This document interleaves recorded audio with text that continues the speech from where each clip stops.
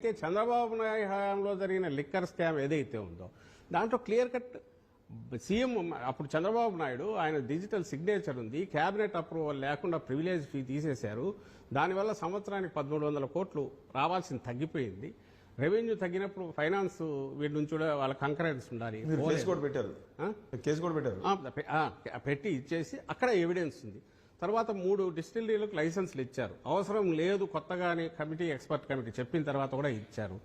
మూడవది ఎస్పీవై వాళ్ళకి సంబంధించి స్పెషల్ ఫేవర్ చేశాడు. ఆయన మా దగ్గర గెలిచి ఎంపీగా ఆ తర్వాత పోయిన తర్వాత ఆయనకు చేశారు. ఇవి అలిగేషన్స్తో పెట్టారు. దానికి పెద్దానికి ఎవిడెన్స్ ఉంది.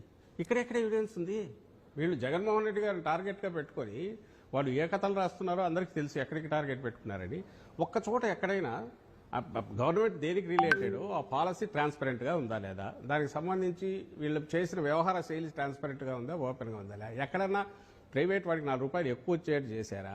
ఎక్కడా చేయనప్పుడు నువ్వు స్టోరీ ఎట్లా బిల్డ్ చేసావంటే అసలు సంబంధం లేదు. మీరు అవే చదవండి వాళ్ళ స్టోరీస్.